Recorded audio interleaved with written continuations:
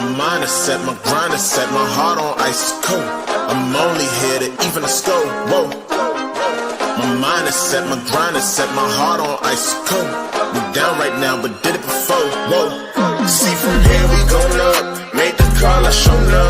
Now the game is on up. Say my name is blown up.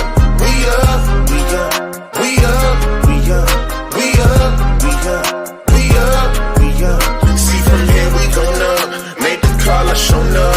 Now the game is on up. Say my name is blown up. We up, we up, we up, we up, we up, we up, we up, we up. What up, Night Nation? It's your boy Roger, and it's another episode of The Knighted Ones. In fact, it's number 108. Super exciting stuff for this week. We're back to football again, so we'll be talking a little bit of Baylor football. As a reminder, we are the only podcast that features a former UCF national champion, a former UCF radio host, an ESPN analyst and hoops player, an infamous rapper, our resident influencer, and IG star shooting the breeze talking UCF sports. Remember to like and follow us on YouTube, IG, and check out the 70-plus teams and conferences on the College Huddle, Big 12 Huddle, Fourth and Florida, and their new stream, which none of those are happening, so it's fine, but I'm going to keep saying it. That being said, this week we've got Baylor to look forward to. We've got so we'll go and analyze some of that Baylor stuff. There's some other UCF news that's come out this week that we'll talk about. Some things like stadium upgrades that we have to talk about. The coaching carousel is going crazy. We'll do some score predictions. We've got hoops to talk about, not one, but two hoops games, and see how we're doing. Ben Stout will be joining us later to talk about that. We've got lots of listener love to talk about. And then other UCF sports that you know, a bunch of people don't watch, but we do. So without further ado, let's go ahead and bring the one, the only, last but not least, but since he's the only one here with me right now, Josh Lazar, back to the stage. Welcome back, Josh. I'm first. I'm not last. Well, technically, I was first. But... Well, you know what? Pause. Hey, I will say this. Hello, world. It is great to be back, and it's there's something that's going on that's so amazing in Night Nation, and it has to do with the other football, but I'm going to talk about that later in the podcast, as you know, because we talk about the sports that basically me and Roger watch every so often beyond the rest of the podcast later in the day. But we have a lot of hoops and a lot of basketball. You are not wrong. A lot of things to talk about that are outside of that, including hopefully getting on the positive side of this Baylor game and not being tied 1-1. Yeah. And as far as that is concerned, big week for UCF women's soccer. So we'll talk about that a little bit too.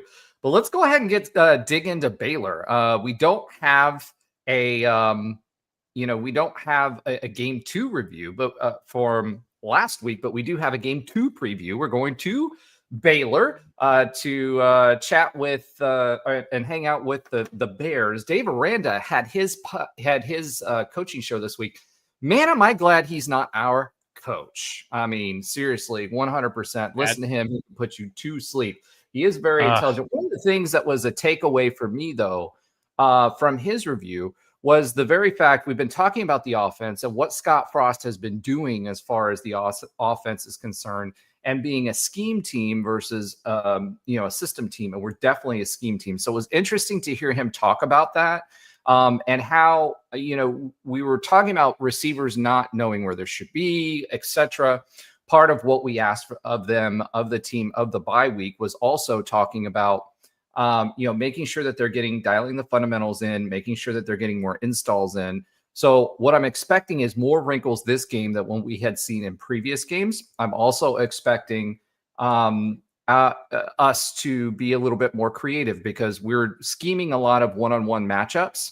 And that's what David Aranda saw on his side of the world. So that being said, let's talk a little bit about, Baylor. So Baylor's got 4 wins and 4 losses. So they're 4-4. Their defense has been lackluster all season long.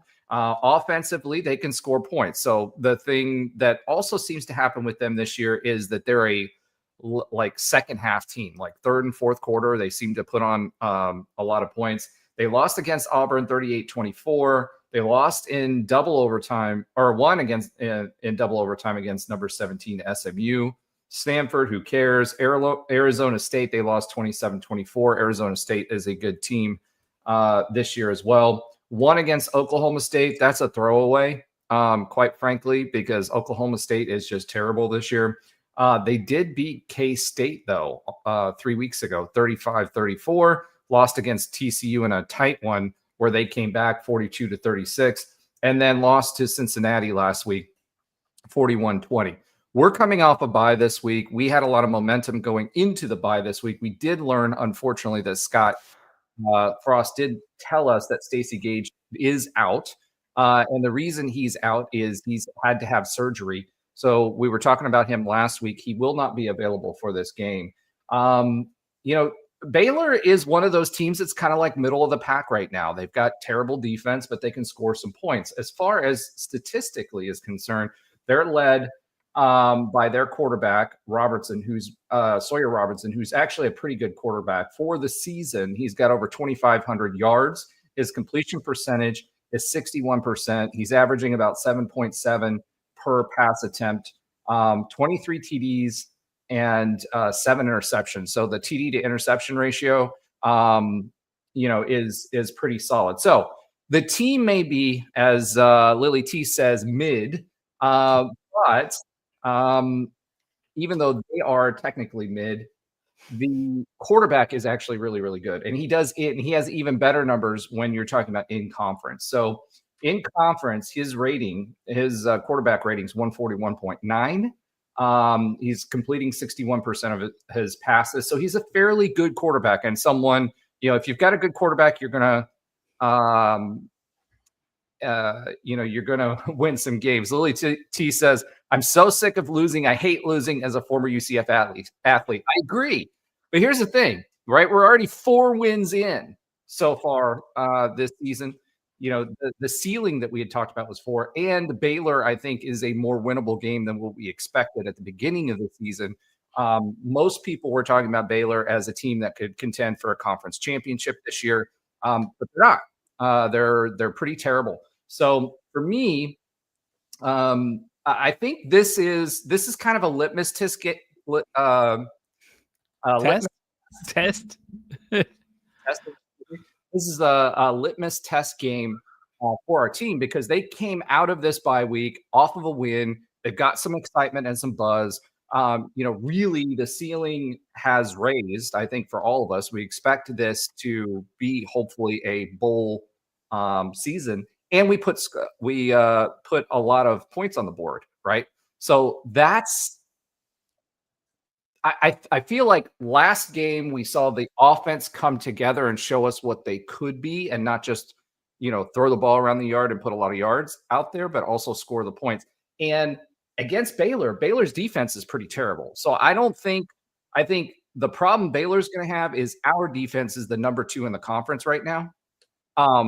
And it's a top defense in all of college football. So if you look at the matchup statistically, their defense is terrible. Our offense is finding its way. Their offense is pretty good, but our defense is even better than what their offense is.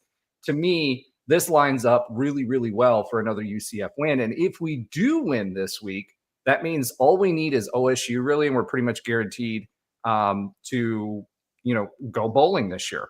Although something came out about that this week. Guess where the bowl predictions are and who we would be playing in the bowl this year? Let me guess. It's some cows in Gaines and Tampa or something. Yes. Well, the Cure Bowl is what they're predicting. The Cure Bowl is what they're predicting. But yeah, I do not want to play them in the Cure Bowl. So, when we're talking about, but let's go back to Baylor as stats as a whole, right? So quarterback is pretty solid. This season's passing, he's actually gotten a little bit better on his completion percentage, but he's regressed in some of the areas as far as your yards per attempt, et cetera. For the team as a whole, last year was all about defense. This year has been about offense for them. They had a solid defense. David Aranda is a defensive coordinator. last year. They had a terrible offense. This season, they don't have a good defense. They have a good offense. The crazy thing about it is when you talk about Dave Aranda talking about his team, because I actually listened to his interview that he did. When you're talking about his team this year, what I heard was different pieces that said basically this team isn't motivated and they're down on themselves because they're losing. And now they're on a 2-game losing streak coming into this game versus UCF. So that's going to go one of two ways. They could completely collapse. If we get ahead a little bit early, I could see this going into a complete collapse for this team because they don't seem to have that mental strength. Now, what they do have, and the other thing that they don't have that David Aranda talked about was consistency in execution. So he said that they were quote unquote motivated this week in practice, but the consistency and execution was lacking. So, if your own head coach is saying that, that's pretty familiar, right, for us, because what did we hear from Scott Frost, right, is that execution and consistency and execution. But, when it comes to hearing an opposing head coach say that, I think that bodes well for UCF. What do you think, Josh? Yeah, I would say this. I wouldn't say must win is the term I want to use, but this is a game that is very, very useful for UCF to win. Look, we are staring down some minus OSU really tough teams. Houston going to be a tough team. Going out to Utah, BYU, tough team, right? Almost every other team I didn't check right now. Like every other team other than OSU and Baylor, I think are ranked right now, or either are ranked or close. Yeah, they are. So we're at the point where we got to knock someone off, or we got to take care of business on one hard game. OSU, I don't want to discount OSU, but they don't have Gundy. They're kind of disarray. It's what it is. So things look set up to do well, and I feel like this is another one of those games where it's us, right? Are we healthy enough? I know Gage is out, right?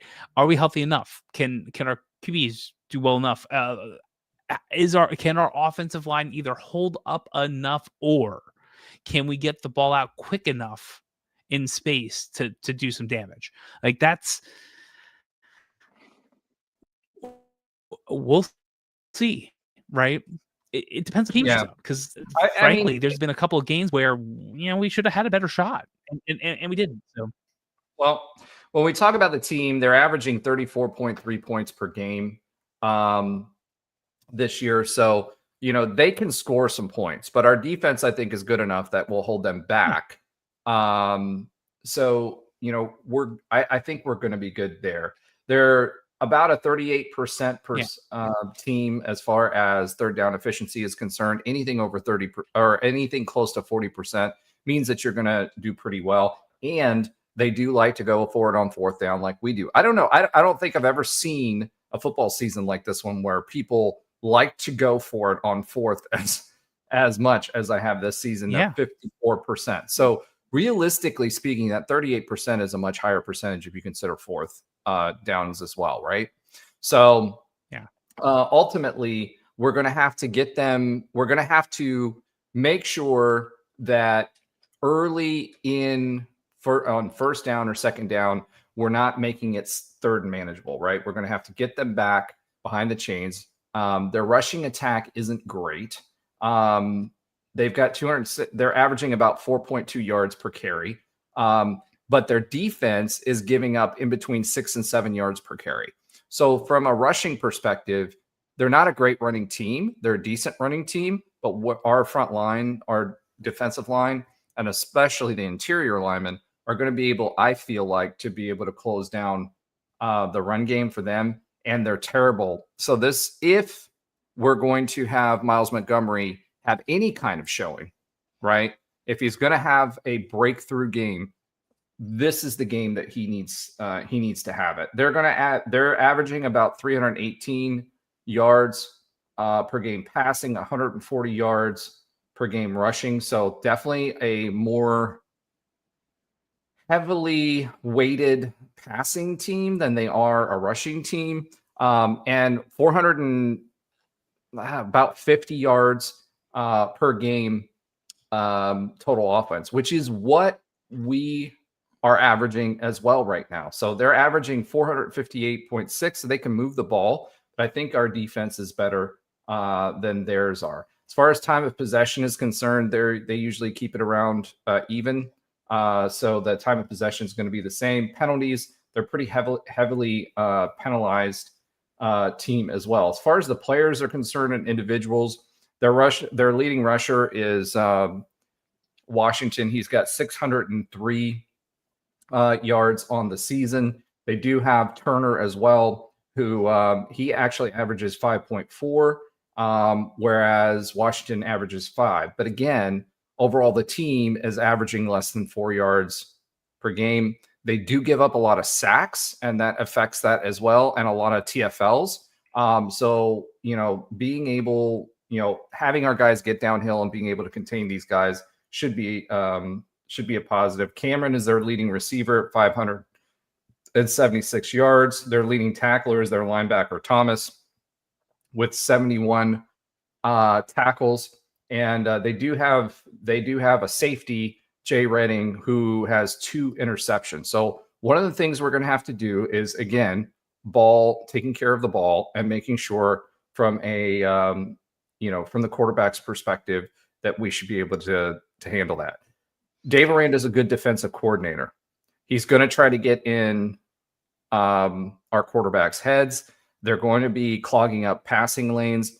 They're going to be watching the tape. But again, we're not a system team, right? We're a scheme team, which means that we're going to be switching things up week to week, and we've got an extra week for us to be able to do that. Although Scott Frost said last week they were working on fundamentals. They had 3 practices last week in the bye week. They were working on primarily fundamental things, individual things that they needed to get better at, not fundamentals in general, but things that he saw. And then they had 1 extra practice for Baylor.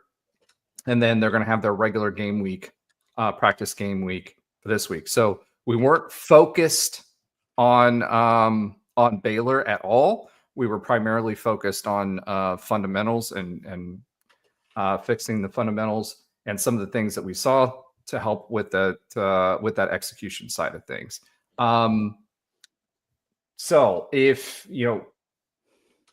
as far as their defense is concerned, just looking at them, as far as turnovers are concerned, they've only got 8 sacks for the year. So I feel pretty good with our offensive line. As far as interceptions are concerned, they've got 5 for the year. So they're averaging roughly a half an interception every game, or basically 1 every other game. Basically, fumbles, they're not turning over a lot of fumbles, and they're not causing a lot of fumbles. So again, defensively, this team is not great. Offense, if this offense can get on the field and play anywhere near how they were playing last time we played against West Virginia, I think this is going to be a long game for Baylor, and I feel a lot better about getting bowl eligible. But of course, we'll have to see where this takes us. Anything you want to add to that, Josh? Yeah, I mean, again, not a must-win per se, but there's not more than 1 easy game left. They're just not. You don't get ranked or darn near close to ranked for no reason. The rest of the way is hard. It's hard. It's hard with teams that spent a lot of money and are doing well with not only the money but the players they have. There's a lot of people who spend a lot of money and have fired coaches. So Dave Aranda is a dead man walking too this season. He almost got fired 2 seasons ago. I mean, at this point, he's 35 and 34, if I read correctly in some of the notes. If we beat them at home, I don't even know if it's their homecoming game or something like that, but if we beat them at home, it's not going to be good. I don't think he's like fired on the spot, but it's not going to be good. And so this is one of the potential games we need. And I hope that not only, that I'm sure Coach Frost isn't like just dedicating time to that. It's fun, like you said, the fundamentals and all these other pieces. But there are I would assume there's a little extra motivation on top of everything else to try to do as best we can, knowing that we just have really, really, really good teams. Sorry, OSU, on the way. So to get to where we want to get to, we're going to need to beat some teams, and this is the next one up. So It was that's so all I really funny. got. It was so funny. Like Dave Aranda was asked, they were talking about their fan base and getting loud and starting to rumble and grumble a little bit. He was asked about winning and how important it is and whatever. He's like, the only way he answered it was like, go watch, if you want to watch some comedy gold, go watch Dave Aranda's it was incoherent. Like when he starts talking about football, you can really tell, but he was just like, yeah, wins are important. Yeah, it's important for team wins. So It was just terrible. All right. Let's go ahead and pause just for a second. I want to go ahead and bring Ben has joined us. So he's finished dinner. So let's go ahead and bring Ben. Ben, I think you have a little bit in your beard there, buddy. No. I mean, don't give me a hard time for coaching a 12-year-old basketball team late into the night to coming home. Oh, I'm not giving you a hard time for that at all. I mean, honestly, I just that's one of the great things about you is how involved of a father you are with your kids and all the sports that they've got. That means we miss out on you sometimes, but honestly, being a father, that's most important. Roger was talking about Baylor running 4 yards a game instead of 4 yards a carry. So it's okay. Carry, 4 yards a game. We should have a great chance against them. Yeah, I know. We roll it back, Roger. I throw it in the chat. That was a fun one. But you know what? It's always better with you here, Ben. So thanks, buddy.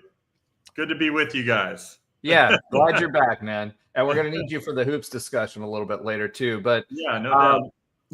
But realistically speaking, I mean, this Baylor team, I think we have a better shot at beating Baylor than I think anybody gave us credit for, even within the last 2 weeks.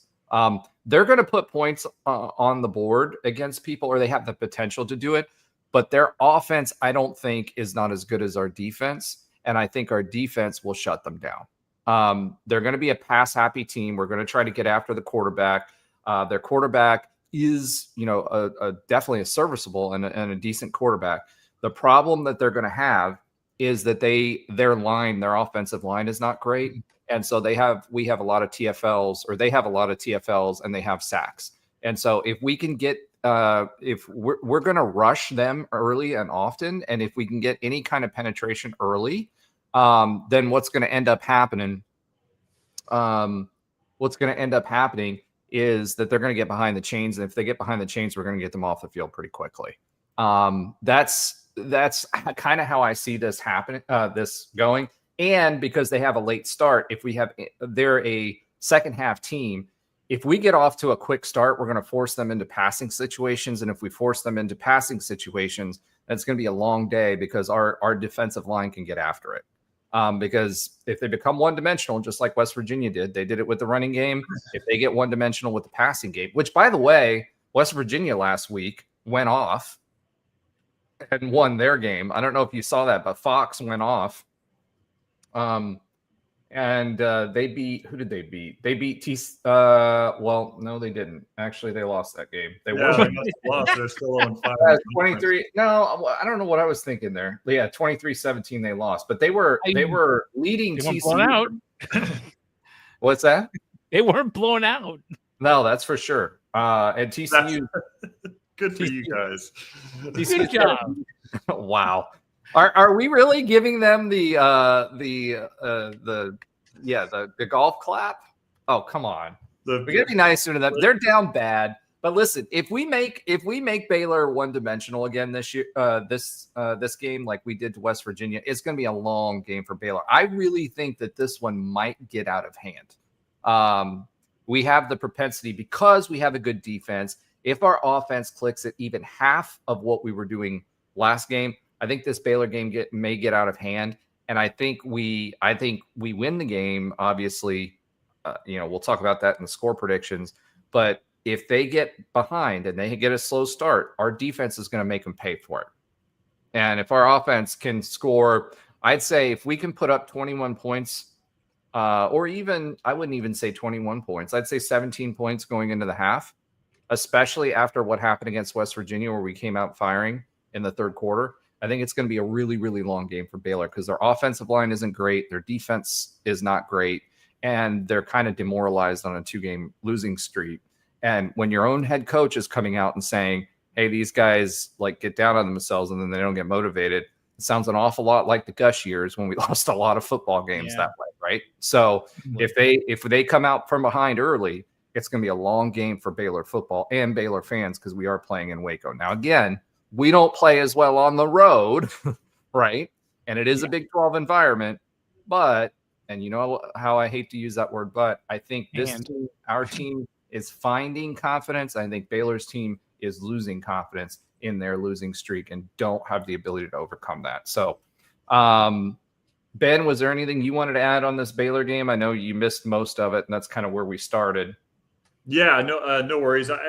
Not too much to add there, but I haven't watched too much of Baylor football. I've been keeping up with their scores as I try to keep up with the most of the Big 12 scores every weekend. But as you said there, I mean, we're coming off a win that we expected to get, but certainly did some positive things in that game that hopefully we can carry over to this one going into Waco. And if we can jump out on them early, as you said, Roger, I think that's going to be so key because, once you start to believe that, maybe we're not as good as we think we are, and a team comes into your own house and kind of jumps on you early like that, if we have the ability to do that and kind of get rolling, I think that is going to be a big key to the game. And hopefully we can do that. Hopefully we can execute some of those, staged plays early on and, come out firing. And I'd like to see a lot of, shorter intermediate passes to get Taven going and hopefully, break it open eventually in the late first quarter, early second quarter and see what happens against them. But I'm with you. I mean, we said a few weeks ago that we definitely had to win 2 out of the next 3 in order to make the bowl game. And so, which would really be great if we can go ahead and do that. And so obviously this is the next one up. We were able to win one of those 3 and I think we have a great opportunity to get one on the road, which has been rare since we've been in the Big 12 in general. So being able to get a Big 12 road win against a traditional Big 12 opponent, one that we do have a little bit of history with, even before we were in the Big 12, would be fun, and one that it looks like it's a coin flip game from an ESPN prediction standpoint. So the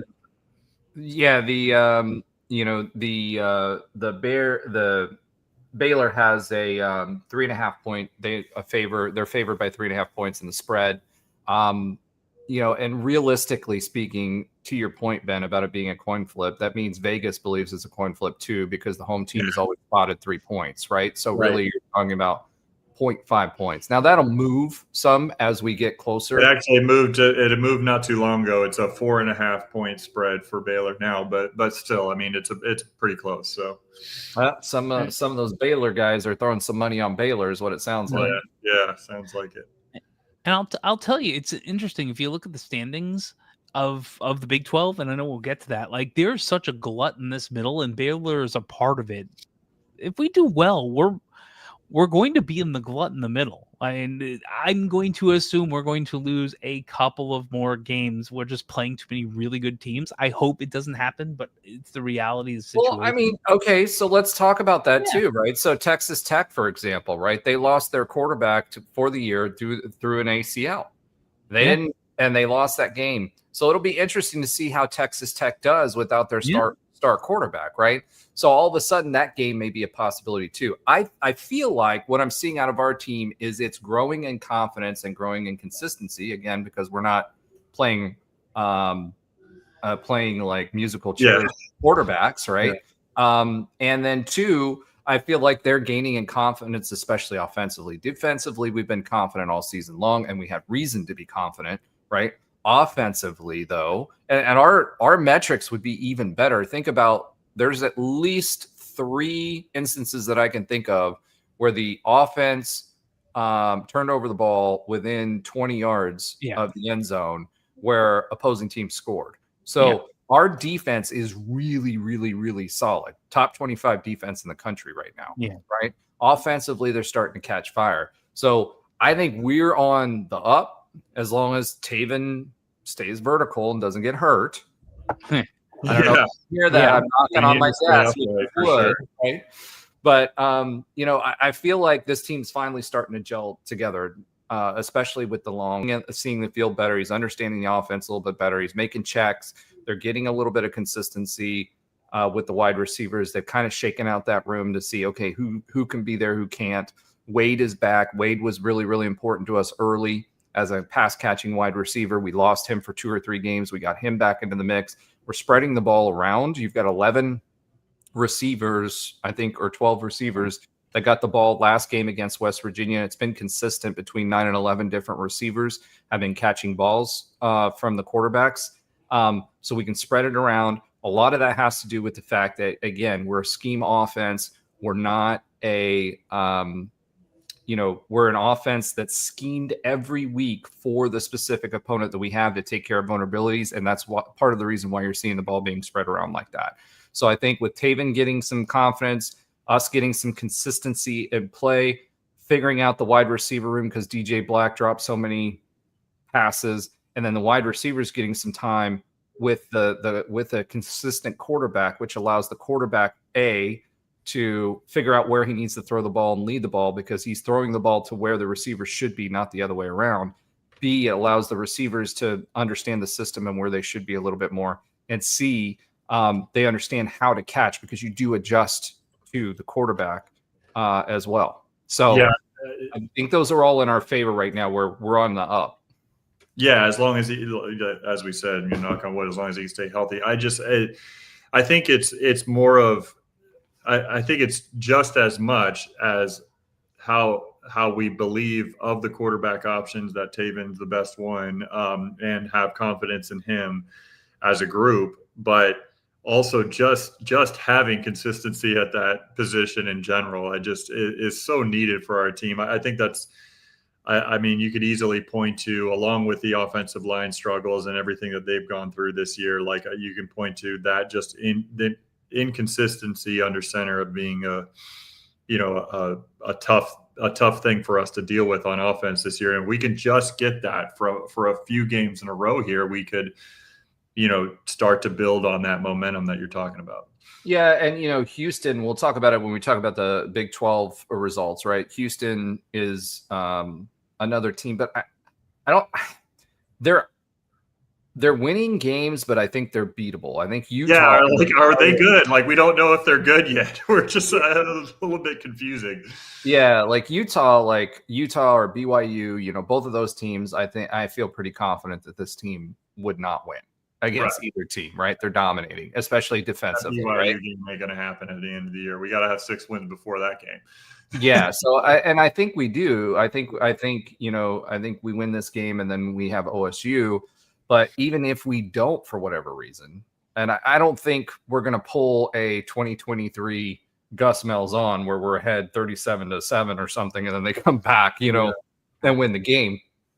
That the Baylor team itself, just from the way, the scores and the games that I saw, and they were in a close one with TCU, but TCU has no defense. Their defense is terrible. I think because of our defense, I think that puts us ahead. I think we demoralize them. If they get a late start, we can get ahead early, even if it's 17 points in the first half. If you're getting 17-3 score going into the half, especially after coming out in the third last game against West Virginia, like we did, I think this is going to be a long game for Baylor because they just don't have the defensive chops to stop us. I don't think so. Whether it be their line and because they don't have a solid line, we have the ability to run. If we get the running game going too, as well as the passing game, it's going to be a really long day for Baylor football and Baylor football fans. And I think it's going to be. So let's go ahead and talk about our score. No, we're not swimming. Well, I guess we could swim it. Let's go ahead and talk about our score predictions. We didn't have those last week. So the last we had was we went over our West Virginia results, but let's go ahead and talk about the Baylor Bears this week. Ben, I'm going to go ahead and start with you since you always copy my score predictions and one up me anyway. So man, there's considering literally since last year, I've gone first every single time. You die on the hill of that little statement. And Roger will rarely go first. By the way, let's just be very clear here. I always go last. It's just wild how my job, right? How he just is stuck with this theme for so long. It's great. It's just a thing now, right? I haven't thought too much about the score prediction, but I'll just throw one out there. I do agree with you. I think our offense continues to get a little rolling this week. I'm going to go ahead and go with 34. Man, 34-21. Jesus. 34-21. I swear. I was thinking. I was thinking 34, and I was going to go 21. Whatever, Roger. You just always copy. I really was, and I'll go right copy me, man. No. I will say this: I wasn't thinking 34-21. I was thinking 34-24. So I'll prices right you on that because I think it'll be a little bit of a tighter game. But yeah, as soon as you go 24, look at because you're not paying attention to the screen. I'm not looking at the notes. I was looking at the ESPN page and I saw the over under as 60. So I was just trying to do some math. I see. Here's the thing. I trust my instinct. It's kind of a thing I do. I didn't even look at that. I didn't look at the spread. I feel like our special teams are doing pretty solid. Field goals are feeling pretty good. This is I won't say the first time, but it's been a while, maybe since Matty Ice, that we're like, oh yeah, we got a kicker, right? And solid on the kicker. Maybe first year boomer, but yeah, exactly. So I feel yards, like I'm not scared of a 50-yard field goal kick or attempt. Let's just put it that way. Yeah, agreed. So I think there's going to be scoring in this game. There has to be. Our defense is good, and their defense is not, which is weird talking about a Ronda team, but the numbers don't lie. So I feel like it's going to be a pretty, I would say, high-scoring game. I don't think it's going to be like the 50s. I hope I can run that back, and it's wrong, and it is. But I feel like a good 10-point win would be phenomenal and feels right. Okay. I'm going to go 38-17. I'm going to go all in a little bit on our defense here. I think that Did you say 38-17 or I did. 38. Wow. Awesome. Yeah, and here's why I think that. Okay, so one, I do think our defense is going to get them off the field. They're going to try for fourth down attempts. They do that quite a bit, and they're 50% in fourth down attempts. So they are comfortable making third down a how should we say this? A distance down, right? So like if it's third and manageable, they're okay running up the gut for a couple of yards or whatever to go into fourth down, depending on where they are on the field. Their playbook is not limited by that. However, I do think their offensive line, from what I've seen, is not great. And because their offensive line is not great, and we have a really, really good defensive line who seems to be getting better throughout the season, I do think that's going to cause a lot of problems for them, especially with a pass-happy team. So their rushing attempts, they're 4.2 yards per carry. They're not a great running team. And I think because of that, they're going to be, especially if they get behind early or they don't get going until the third or fourth quarter, our defense is going to tee off on them, and it's going to cause them to have a lot of 3-and-outs or 4-and-outs. I don't think they're going to get very deep into series, and I think they're going to get them off of the field quickly, which is going to give us the ball. I do think our offense, their defense is also not great, especially against the run game. They're giving up 6 or 7 yards per carry in a lot of these games. And if Taven is, and I do feel he's taken a step forward now, right? If Taven's in the game and he starts popping some of these passes, if they try to cover up and go, into a zone, then what'll end up happening is I think that we can hit them with our running game. I think this is a game where Miles Montgomery could shine. And if that's the case, or we pop off Nixon for a couple of long yards, we set him up with Miles over and over and over again, and then we pop in Nixon and let him, go for a big gain or a touchdown. I think that could pile up on. I think that could pile up on Baylor pretty quickly because they have a penchant to start slow, and we have a really, really good defense, and we can get them behind the chains and get them off the field, which puts the ball in our hands a lot more often. And the teams that they've been close with have had mediocre to bad defenses. We've got a really, really good defense. Those that have good defenses, they've been scoring maybe 20 to 23 points per game.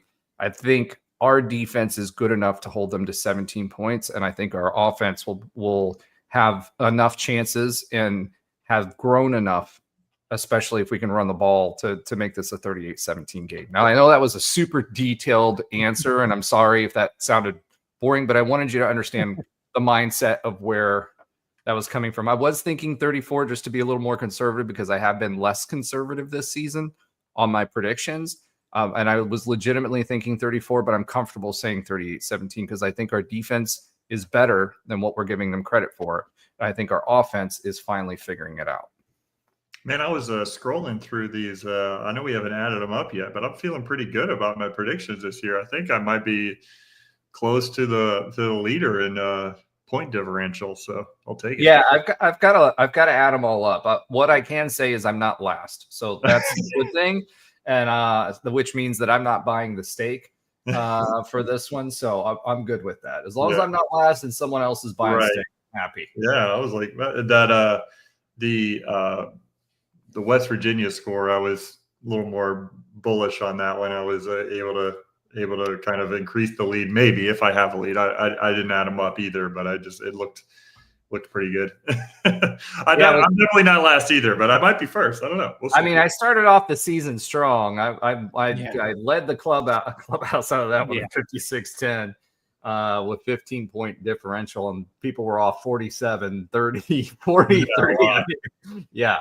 So, but this team's been hard to figure out, right? It's been really hard to figure out because we didn't know what we were going to get on offense this year. There was no consistency there. But I think this team now is finding its stride. I think we've got a quarterback. And I think, to your point, Josh, I think that this is a mid-tier Big 12 football team. It could have very easily been a mid-tier Big 12 football team that moved up, which was not what we were expecting coming into this season. I think they're better than we thought they were. I think the offense took a while to catch up, but I think they're hitting their stride now. So, all right. Let's go ahead and swiv it yet again. Swiv it? All right. We're going to, and I just realized because I'm also doing the millions of things. Yeah, that I forgot to. We're still at welcome to the show. Hey, welcome to the show. We didn't do any of the banners, so I'm going to go real quick through the banners. All right, here's the Week 9 preview.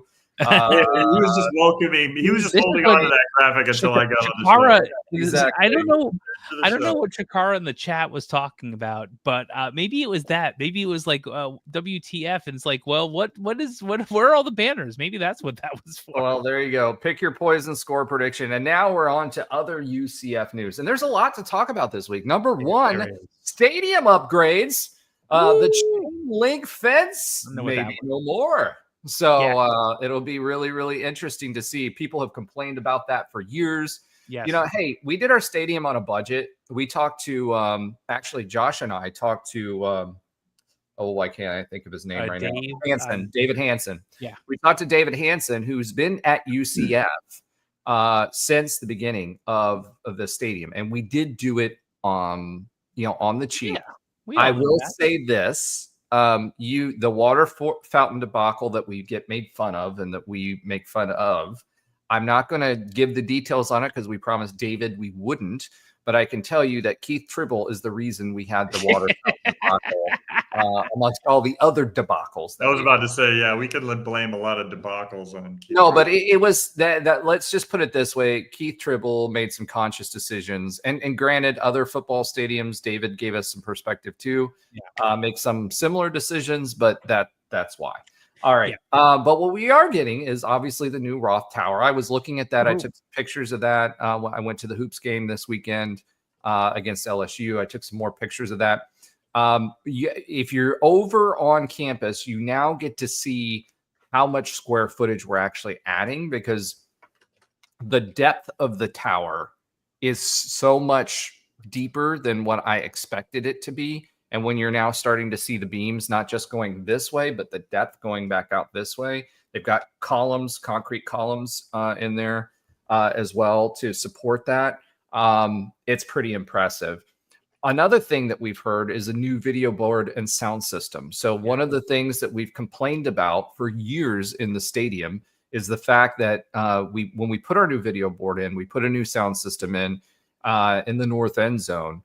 Basically, it is booming because it's one set of speakers that's like pushing to the whole stadium. So you can't equalize it. You have to have it on blast. And I hate it for all the students that are on that side, because I'm thank God they're young. when I had season tickets, that's exactly where my seats were in 224, and it was rough.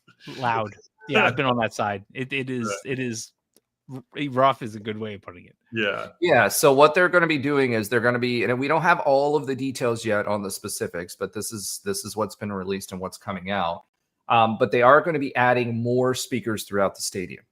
The other thing that has to happen, the DAC, we have a video board that's made up of smaller video boards. And if you look on the back of it, you can see kind of the metal where, in Florida, it's going to go bad. They on average, those video boards last about 10 years. And we're coming up on that to the point where we have to replace it. So they are going to add a new video board. In addition to that, they want to, this hasn't been approved yet, but they do want to also upgrade in the south end zone, put 2 smaller video boards on each side in the corners. So think about it, if you look at TCU, something similar to what TCU has as well. So the sound system will be upgraded, as will there be, at least our main video board will be upgraded, but they're also going to be looking to, in phase 2 or 3, they're wanting to put smaller video boards in the corners as well in the south end zone. The stadium club, obviously, we know is going to be, the stadium club is also going to be enhanced. So one of the things we talk about with the stadium club, you don't have as many, I'm not going to say amenities as what you do, because you do have some amenities over there as well. They don't have, like in the Cabana, where you have that expanded bar area on the second level, and then you have the third level as well, where you can stand up there with the shade. They don't have that in the stadium club. It's also not open air with the BAF. I'm not, because we're a clean show, I'm not going to say what that is, but you guys all know what the big fans are. They don't have that, and there's no air conditioning, which means it gets super, super hot. So that area is going to be upgraded as well. And from a bathroom situation, it's going to help as well. 360 concourse. So today, if you're in the game day, they block off underneath the tower, so you can't walk all the way around the stadium. That's going to be changed as well.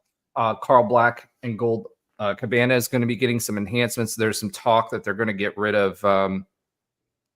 Today's stream is for vertical watchers only. What? No, it's not. I see 2. Yeah, I see both. It should be both.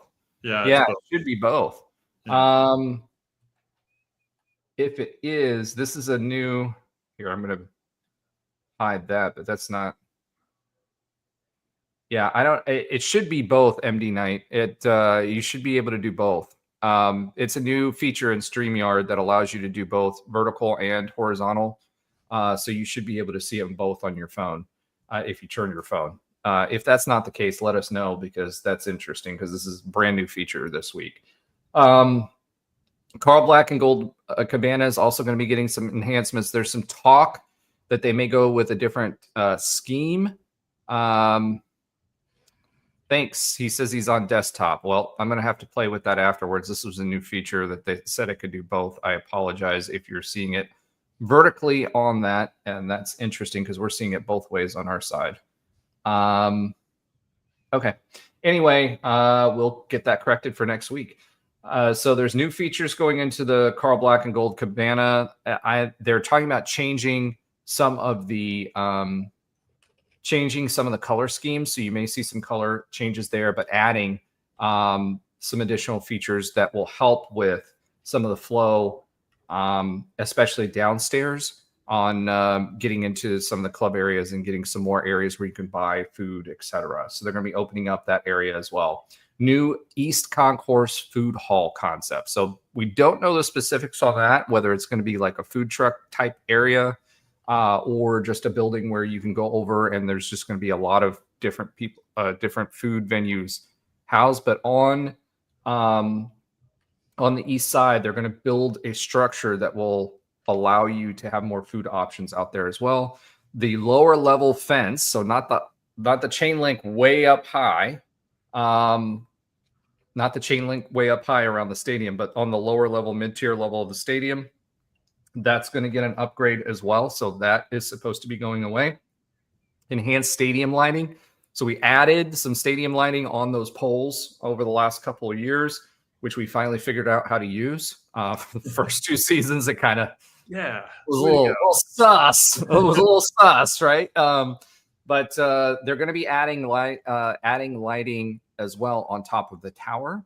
So think about like North Carolina, where you see those lights on top of the tower that shine out.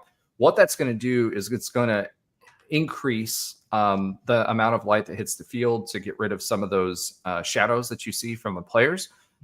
It's also going to be color changing as well. So that'll be changing. Nicholson Plaza. So one of the things that they've been talking about in Nicholson Plaza and IOA Plaza, I think they've finally heard, I put it in all of my survey comments, is we were better at providing entertainment pregame in years past. So they're going to be adjusting some of that. They're going to be adding some video production rooms on the south end zone as well. So one of the things that was happening, we found this out from David Hansen, on the end zone where they've created that new, where the media trucks used to park. That was where the hookup was for all of the media. They, as part of this change on the other side of the stadium where the parking lot was, that was the gravel parking lot, they're going to be adding a building over there so that they can run it from both sides. So they're not going to allow the media trucks to park, obviously, on that brand new facade that we've created. They're trying to push them to the other side, but they're going to be doing that as well, and that should help with our production quality because we can run more cameras and run the production studios from either side. And then field cabana improvements. So if you've got the field cabana, great. If not, whatever. MD Knight 2016 says we need to add like a motorhome extendable awning to the top of the new tower. That'd be a lot of weight. And remember, the stadium is not going to be, it's designed to be freestanding. The tower is designed to be freestanding, which is why they put the concrete columns on there. That'd be cool, but it would be adding some weight onto the top of the tower, and I don't know what that does. Quit getting lost in the math of it all, Roger. I'm an engineer. I went for aerospace engineering. What do you expect me to do? Come on. That's why I'm in business, man. Let him dream. Let MD Knight dream. All right, MD Knight. I will tell. Man wants some shade. All right. I will donate $1 billion. You'll get shade. No. MD Knight. Here's what I'm going to do. I'm going to tell TikTok Terry that you're throwing some shade at him for not having enough shade. There we go. Although it will be improved with the expansion of the width of the tower. Okay. We talked about Stacey Gage having surgery. Game day is headed to Cincinnati for their game this weekend. So, the only reason I bring that up is I want to ask this question. Okay. So now we've got BYU that's ranked, Houston that's ranked, and Cincinnati that's ranked. And guess who's not ranked? Us. Okay. Yeah. So how do you guys feel like about that, right? Because we're the only one of the new teams right now that haven't been ranked. So let's how do you guys feel about that? How do you feel about where our program is within the Big 12? We've been consistently competitive in the past. For me, I just think it's well, okay, so MD Knight says we're the only one that's got a new coach. This year, yes, but Cincinnati had a new coach. Houston got a new coach with Willie Fritz 2 years ago. And I was telling you when they hired him, and I told you this last year when they were abjectly not good. And the previous year, Willie Fritz is a really good head coach. Yeah. He has been for a really long time. He did wonders at Tulane. We knew him from Tulane. But even before that. So I do believe that time for Scott Frost will help, obviously. But I think just in general, we took a seasoned head coach into the Big 12 and did absolutely nothing with it in Gus Malzahn. So I feel, I'm just going to say this way. I'm going to use the F word, Josh, not focus, but feel. I'm going to use the F word and say I feel that this was indicative of the coach when Gus Malzahn and his ability to build the program and lead the program at UCF, and not of the program. We've always moved up. We've always had maybe the first year we make a splash, whether it's the Big East when it was still the Big East when we joined, that became the ACC, whether it was everything but the MAC. The MAC is the only one that we were just abjectly terrible in. I mean, we were horrible. Sun Belt, everything else we're good, right?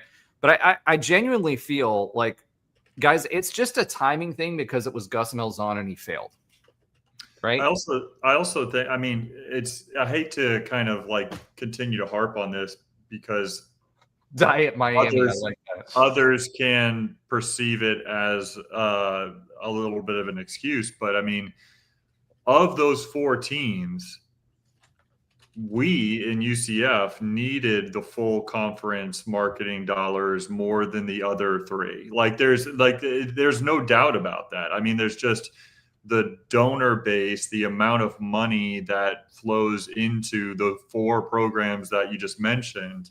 UCF is behind certainly BYU. I mean, we're not in the type of city that Houston is as far as large metropolitan area that big, and then obviously Cincinnati's a much older school than us and a much older program, has a larger big dollar donor base than we do, and so at the end of the day, I think that we needed this full the full transition to happen, and so it makes sense that, along with what you just said, Roger, as far as the coach, maybe not being the right fit to bring us, fully into the Big 12 where we were ready, where we were like the way that maybe we needed to be, I think is all a factor into hopefully,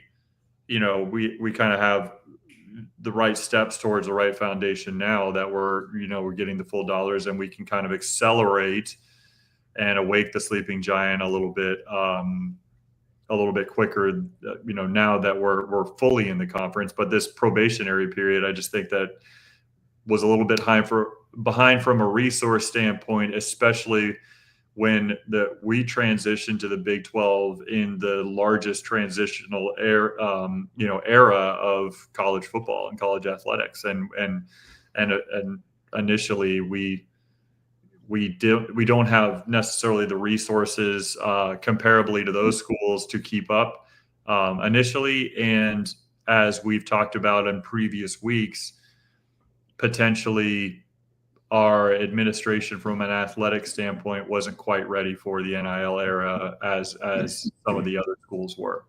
Yeah. Well, let's add one more to this. Cincinnati as a university was founded in the mid 1800s, I believe. Yeah. But it doesn't matter, Josh. No. Yes, it does. It does, and I'll explain. 1819. BYU was founded by Brigham Young in 1875. Houston was founded as a university in 1927. We all know when UCF was founded. I understand where I think your argument is going, but it's easier to have billionaires from your university if your university has been around over nearly 100, 200 years. The generational wealth that you can get from generational alumni that keep going and going back makes a difference.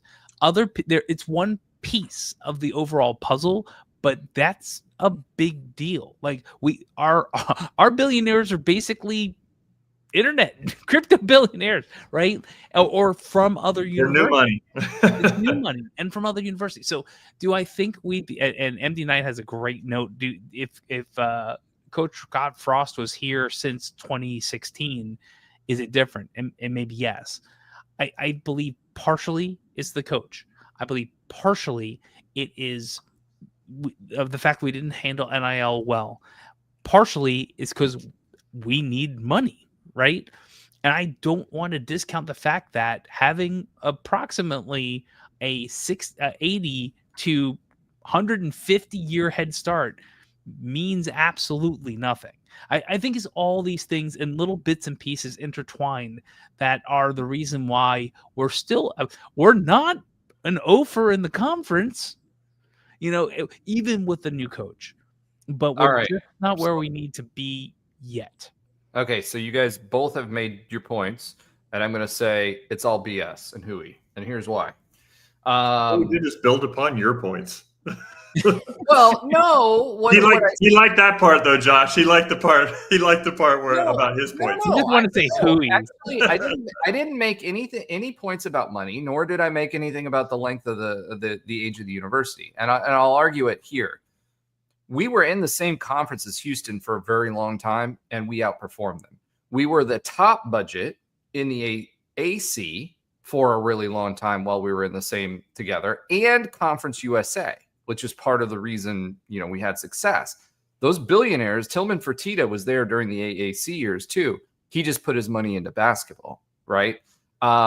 Houston was part of the SWAC, right? They got left out of the Big 12 when that whole split happened. Cincinnati was in the Metro Conference. We decided and opted to join the CUSA when the Metro Conference was being put together, right? So they were not to MD Knight's point, I think. He said Cindy also used to be in an AQ conference for decades too. It wasn't decades. They were in the Big East at the same time that West Virginia was a decade that they were in a AQ conference, and they didn't do anything while they were in that AQ conference, right? So you look at the SEC, Mississippi State, or look at North Carolina, or how many times does Alan come in with his fun fact of the week when we're playing a Power 5 conference opponent and they've never won a conference championship? Or look at what Miami's done for the past 20 years, right? So my argument is, and the reason I'm saying this is, yes, they have quote unquote a monetary advantage. They haven't had one in football, number one, even when we're running an even playing field. And number two, I don't feel like the reason UCF is not at the top of the conference and competing for conference championships like the other teams, I think it has everything to do with what Gus Malzahn did with the program. Now, also back to, well, MD Knight, I agree with you, but I would put that on the screen. But we are a clean show. It's on the screen. Oh, it is on the screen, but it's small print. It's small print.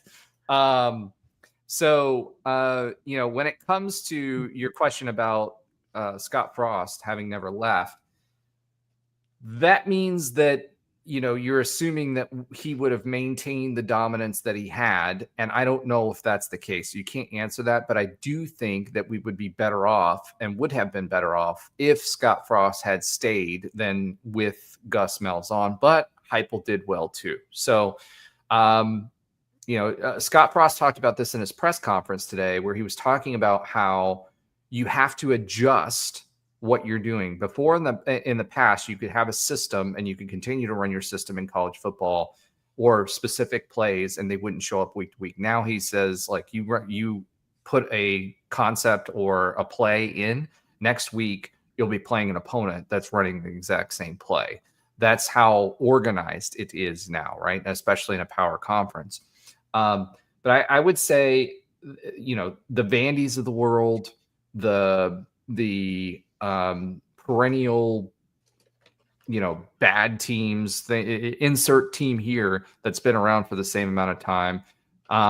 As far as money is concerned, I think my argument for that is, hey, we were in the same conference as Houston, and since Houston, and we had and Cincinnati, we had a bigger budget, and we had, we had arguably more success. Now, since he turned it on towards the end of our time in the AAC, but before that, we were spanking them, right? So I would argue it doesn't have anything to do with the money. I think it has to do with the coach, because they aren't spending a ton of money, and they weren't spending a ton of money. What Cincinnati has that we don't have is they have a big endowment, right?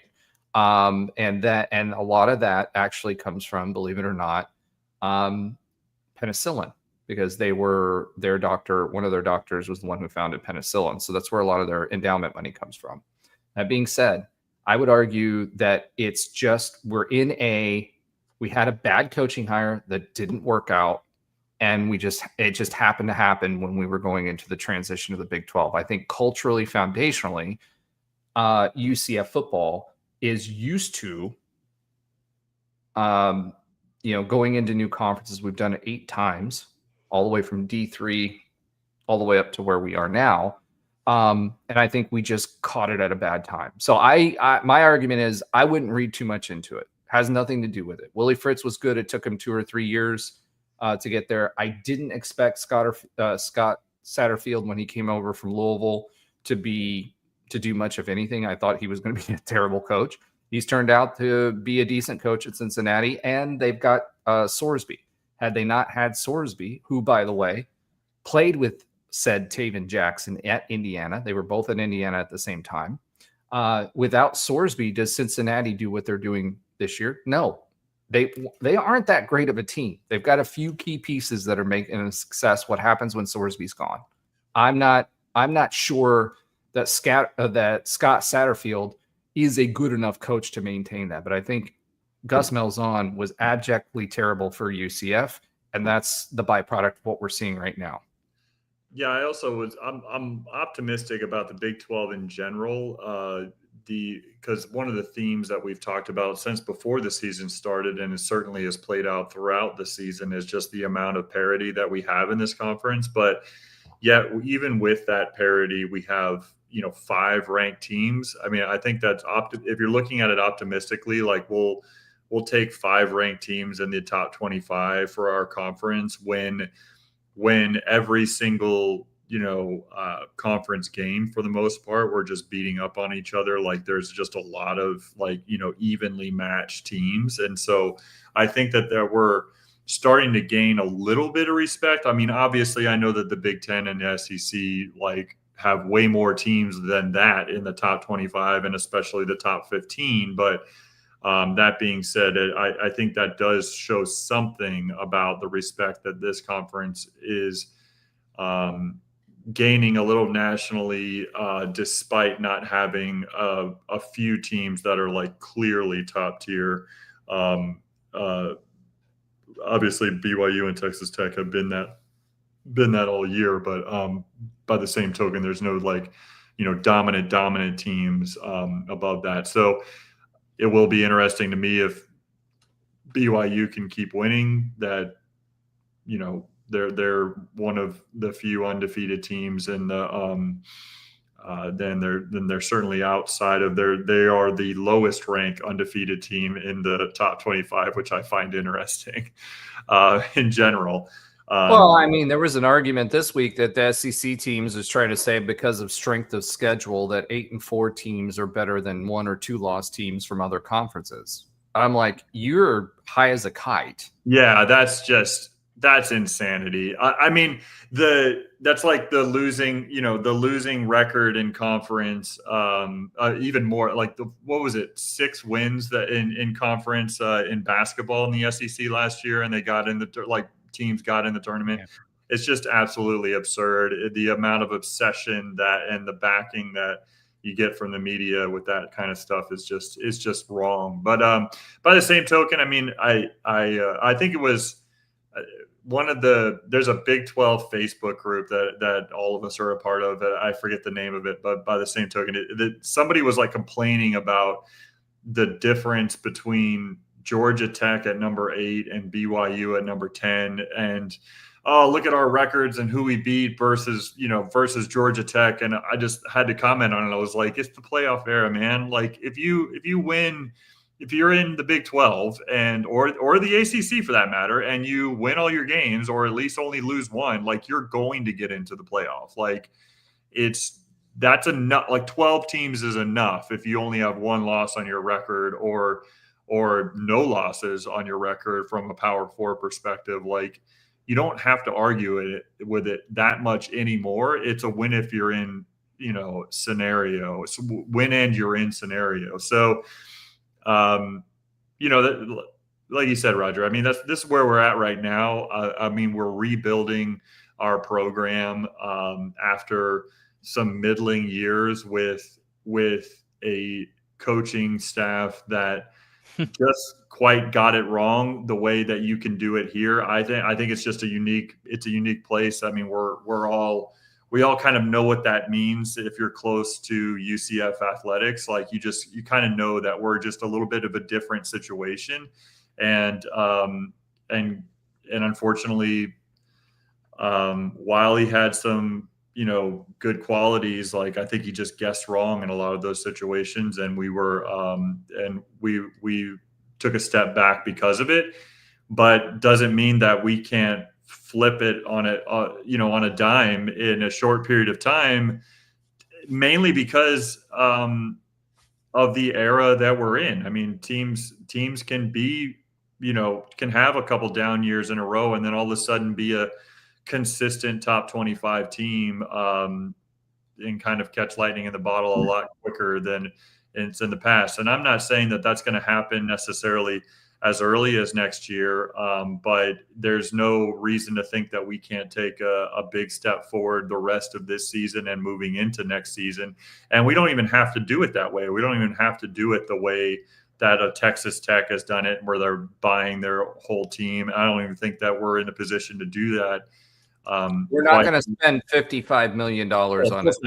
We're not in the position to do it. But I think that with having Coach Scott Frost back, it's allowed us to kind of set a foundation and a tone for the near future of this program, where he's trying to get the right people in and being smart about. It's not really Moneyball. I don't really, look at it as that, where we're on some sort of shoestring budget. But I do think that he is being smart in how he invests in the right, the right players that are going to want to develop and be, UCF Knights, and then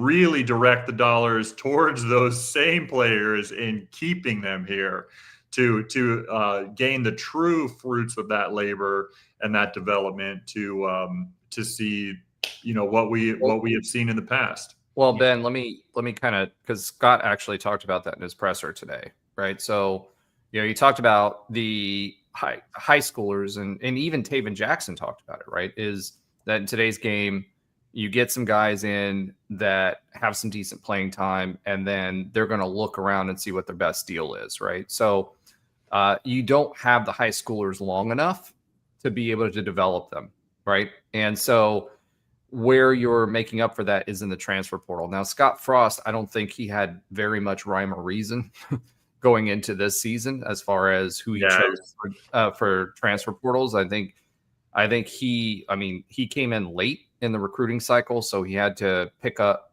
who he could, and I think he evaluated on tape pretty well on who he brought in for the transfers. But I think this team isn't that far away. I mean, you look at how close a lot of these games were. There was a couple things that happened. And largely it was because our offense wasn't clicking yet. So I think ultimately it's a byproduct of that. I wouldn't read too much into Cincinnati and BYU being ranked and us not. I think it's part of the reason is Scott Frost getting here where he did. I think what he does better than what Gus Malzahn did is creating the culture that keeps people wanting to stay. Gus said one of the things he hated about the new thing was you bring all these guys in because abjectly his recruiting classes were better, right? But you bring all these guys in and then you have to re-recruit them again. And you had to do it. You basically were doing recruiting 3 times a year under the old system. They're eliminating one of those, right? So now you're back to 2. One is the transfer portal and one is the high school recruiting classes. So, we'll see how it goes, but I don't think it has anything to do with that. I think it was just, where we fell with Gus Malzahn. And I do feel like this team has given me more confidence this year. They are better than we thought they were going to be. And I think it gives me more hope for the future than what it was before. Okay. So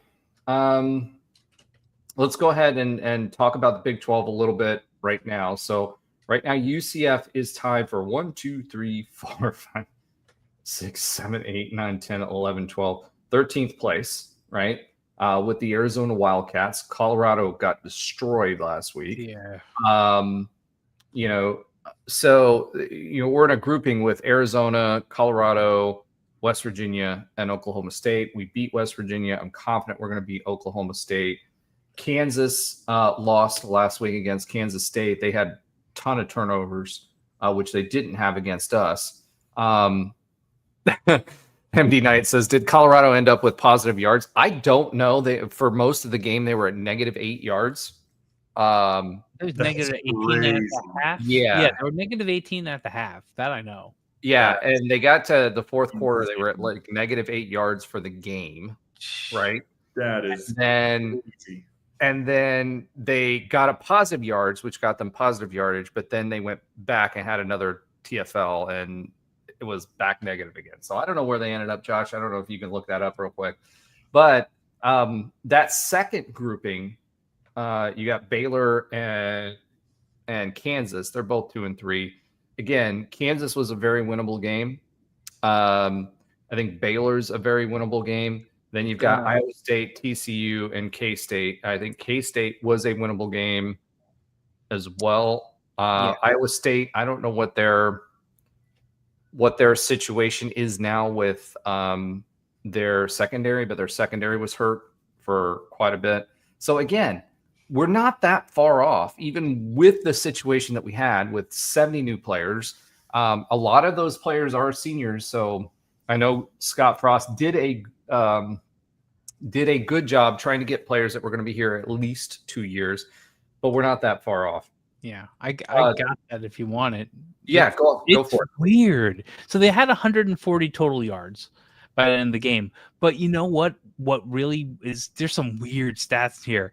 They had 12 first downs the whole game, but Utah only had 25. It's not like Utah had like 40 because they just scored quickly. Like it's rushing yards for 422 to 38. It's just nuts. Time of possession, man. Time of possession is 33-26. 33 minutes for Utah, 26 Colorado. Total plays, Colorado only had 8 fewer plays than Utah. It's the stats are, and it was still a 53-7 win. How many plays did Colorado have? Colorado had 68 total plays, and Utah had 76. I'm sure there's a lot of junk time stuff there, but that's still low. That's still relatively low, and that makes sense with the rushing, right? But yeah. Utah's defense is really, really, really good. Yeah. Okay, so we've got, Texas Tech is going to be interesting. They're going to be an enigma. You got to watch out for them. We do play them later on in the season. What's going to be interesting to see is how they do without their quarterback, because their quarterback is now out with the ACL. UCF still has BYU, Texas Tech, Cincinnati, Houston, and Utah ranked in the top 25. And You know who's not ranked in the top 25 this week is the Cows. Thankfully, they went down in flames. One of my favorite parts of my Saturday, and I had a pretty good Saturday too. Yeah. Yeah. All right, let's go ahead and talk a little hoops. Ben, I'm going to hand some of this off to you. We played Duke. That it was actually a close game.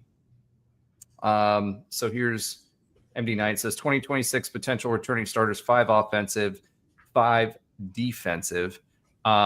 Exactly. So Scott was specific with that, and that should give us a bridge year for that. Kane Archer, by the way, we talked about him last week, and we had some questions on Monday about Kane Archer because we were bringing other quarterbacks in. There was some noise. He did an interview on Tuesday.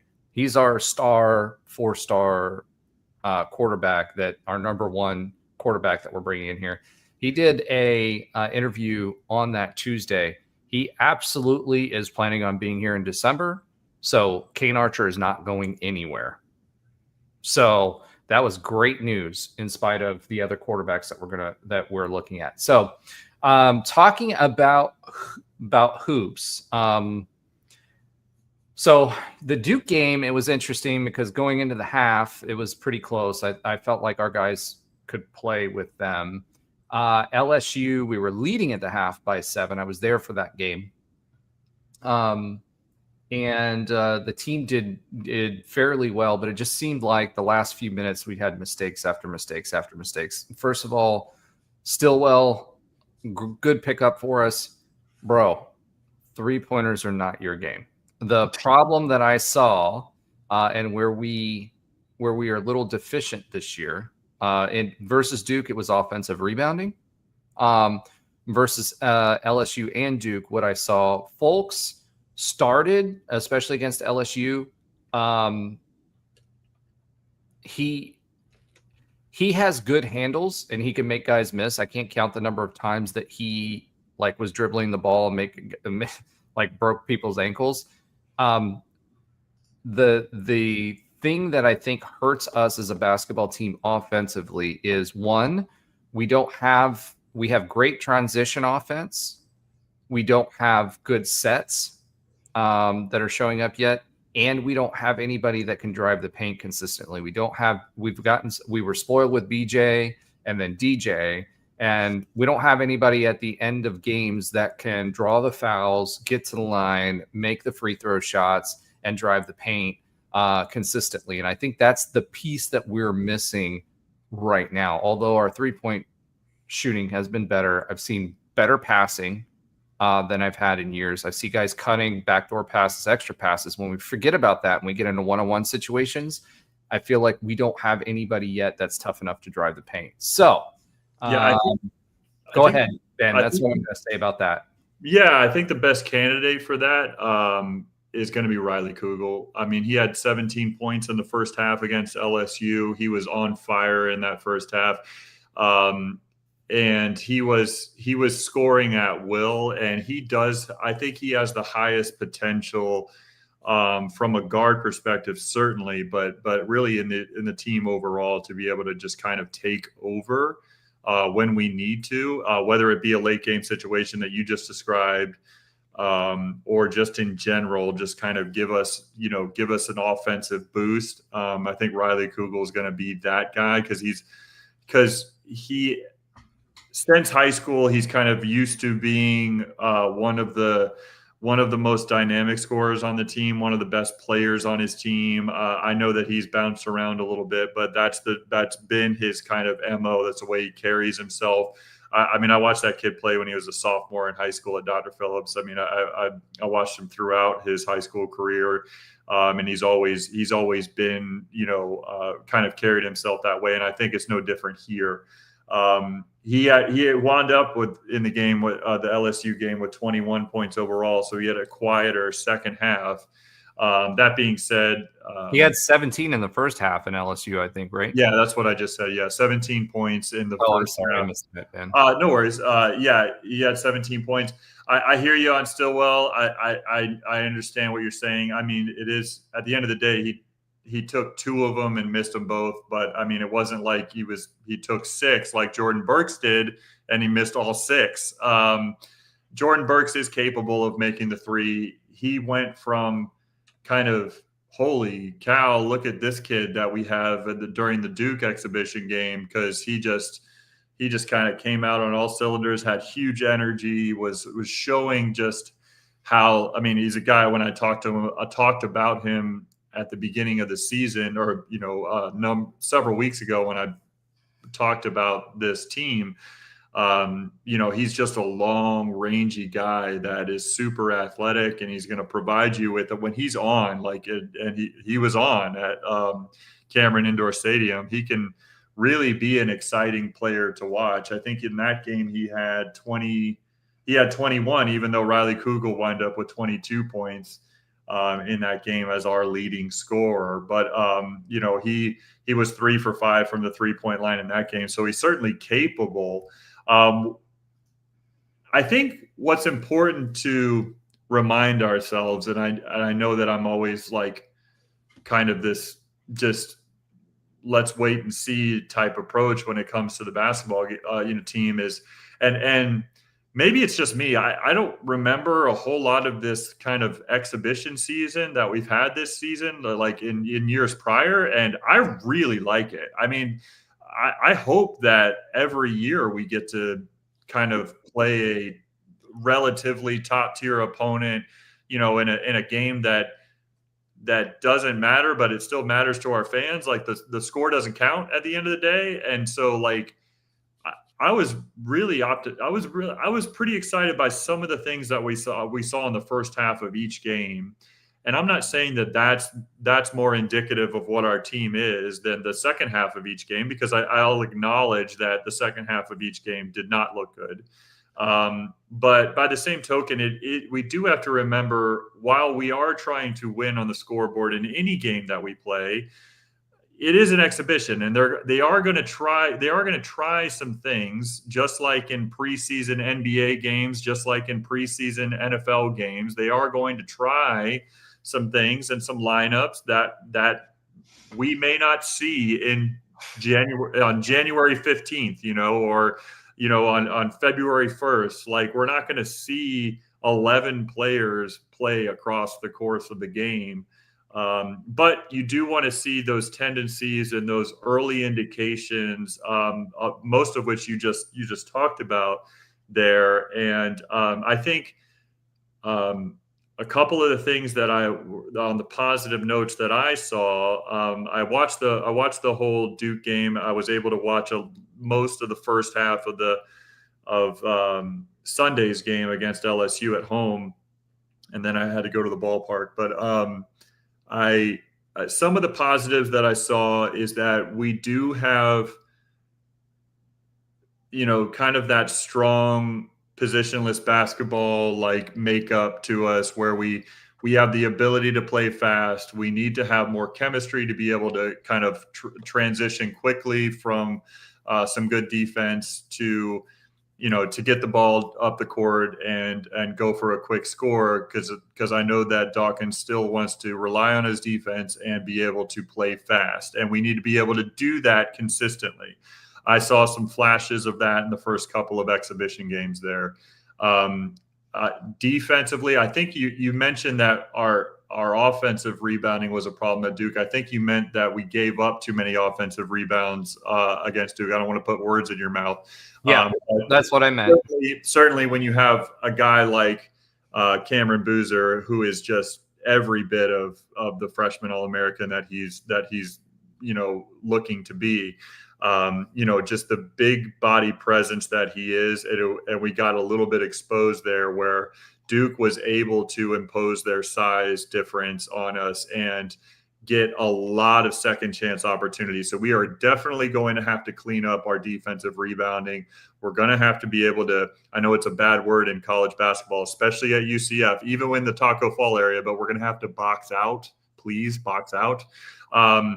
And so we have to improve upon that. We have got to keep them off the glass, especially when we get into Big 12 play. So I'm looking for that in the early season against some lesser opponents. Like, I want to limit second chance points. I thought our individual defense was very strong, even against Duke, a top tier team, and against LSU, which is a very big team. They have a lot of transfers that are taller players, and transfers that are players who are used to being like the top scorer on their team. And I thought our individual defensive assignments was very good, especially at Duke, though. And I didn't watch as much as the second game. I didn't watch as much as the LSU game, but especially at Duke, we have to help our team. Like, our team help defense has to improve. Like, our help defense, we have to step up in the paint when they're driving, or get out of the paint in the baseline cuts. We have to improve our help defense. And I know you're waving your hand, but I listened to you for 45 minutes in football. So I'm sorry if I'm filibustering, but this is what happened. No, I wanted to add to the defense, because like, one of the things that was in our text talk, and we didn't do text talk this week because Josh didn't have time and you weren't here yet. But and most of our text talk, since we didn't have a football game, was about basketball, right? But when I think about our defense, because that's one of the things that I commented on in our text talk pretty heavily, a few things that I saw that I liked. One, in the second game against LSU, Elijah Hulsway played a lot better. Local kid. I was surprised to see it, to be honest. I agree with you. But anyways, continue. I agree with you. I thought he played pretty well. Yeah. And I think that John Bull has a lot of he's got a lot of work to do. But I think Hulsway did pretty good. I also liked defensively what I saw that I haven't seen from years past, which is crazy for Johnny's teams, right? Because Johnny's always been known for defense, and we have had higher scoring games than what we're used to, right? Especially last year. Yeah, we're used to 60, 70 point games is what is the hallmark for Johnny.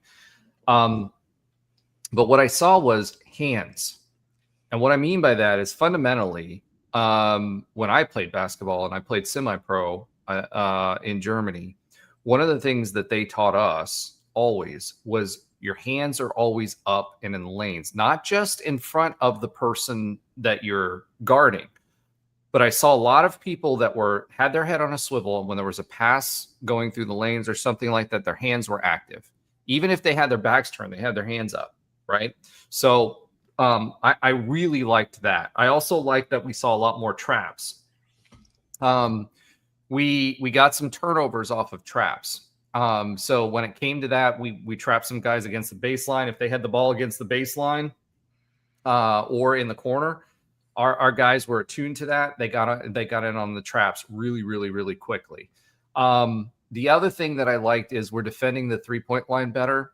The one area that I think that I saw that was blatant for me to improve on is our switching. We haven't figured out how to switch consistently yet.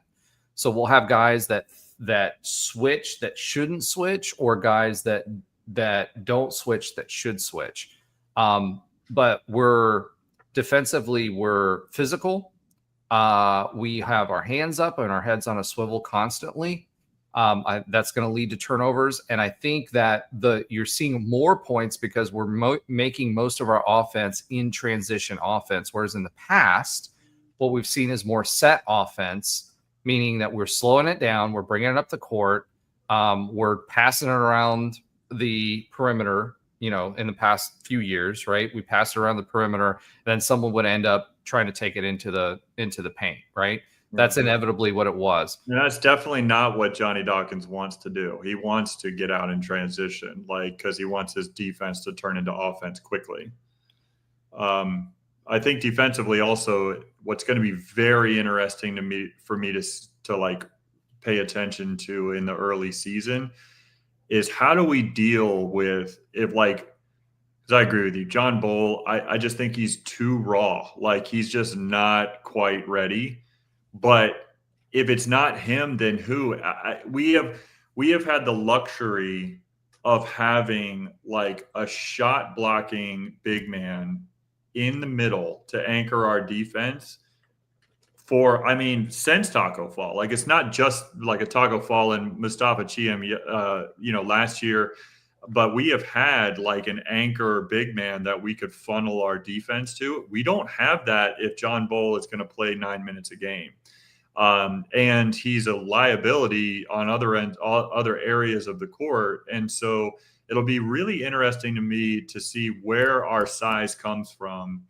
And if it doesn't, if we're just going to play small ball and try to run him out of the gym. Obviously, JaMychal Stillwell, I understand what you're saying about him. He was a double-double machine at a lower level last year.